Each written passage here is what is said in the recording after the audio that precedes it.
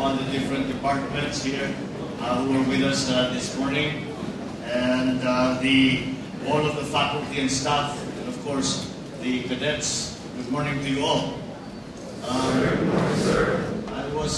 I have to say that I was very impressed. Of course, the simulators and all the equipment is also very impressive. I think I managed to run the ferry aground in Manila Bay, but that is why it is important that your training is complete. More impressive than all of the electronic wizardry that we see, more impressive than all of the facilities here, is the system that you have put together to train our seamen to be prepared for the potentials that are available all around the world. As the Admiral has said, that it is very clear that we in the Philippines have gained a reputation of being one of the best, if not the best, seamen in the world. This reputation has not been gained. This reputation has not been gained easily. It took many years of the world experiencing the benefits of having Filipino seamen on board. And it is important, especially for our continuing presence on board the different vessels that apply the world's sea lanes. It is very important that the training that we provide brings us up to the standard that is expected now. It is expected already of Filipino seamen. Mataas na ang standards na binibigay. Oh, I'm sorry, I only meant to speak in English. The standards to which Filipino seamen are held to are higher than I would imagine than others, because much more is expected of you. Much more is expected because of the good experience that both the ship owners and the other crew members have had with Filipinos. You should be very proud to be keeping up this tradition.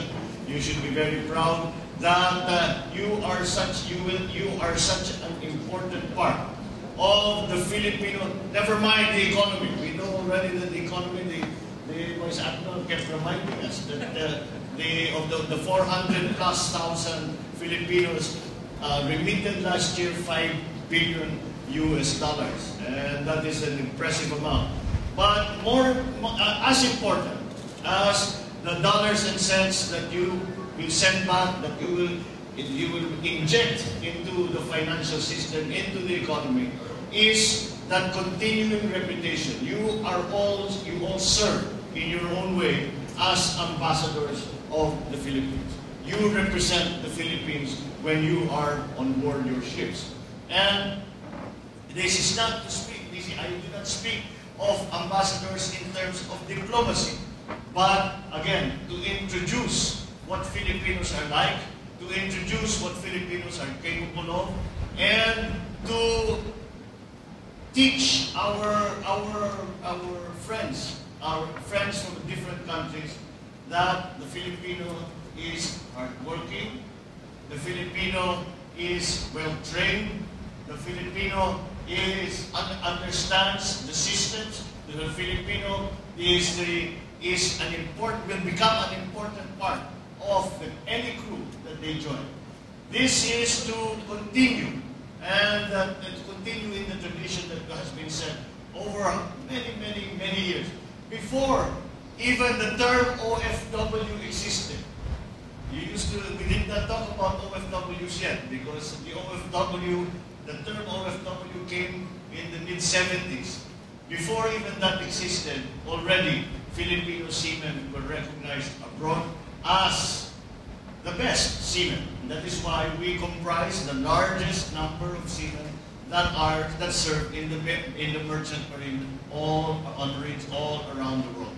Not only are we of international standard in terms of the facilities, in terms of the training, in terms of even the results in your examinations, even in your certification, that the training continues to be held to not only an international standard, but in this case, we can be proud to say you are held to a higher standard, you are held to a Filipino standard. And that has become the standard that all ship owners now are looking for. So I am I must congratulate all of those who are members of the faculty and the staff because of the impressive results that you get, the number of seafarers that you have trained, and the continuing drive to increase your to keep a higher standard than is required. And that is something that is very important.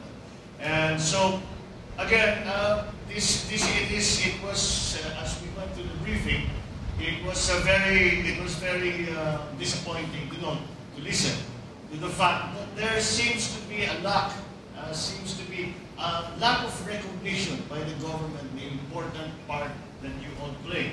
Again, not in our economy, but in our country and in our presence abroad. Because it is not a small item, it is something that needs to be, again, we need to adopt a policy that is more supportive of all your efforts. And with that, that is the continuing work that we have to do. We do not realize it, because all of you are not in the Philippines. The work that you do, we do not see. And so it is only coming to places like MAP that we are reminded of how many of you are out there putting forward the good face of the Filipinos and working and making a real contribution to the merchant marine. So this is extremely important. And as they say in many, if you will study management course, many will say that you should invest in the departments that are the most successful. By that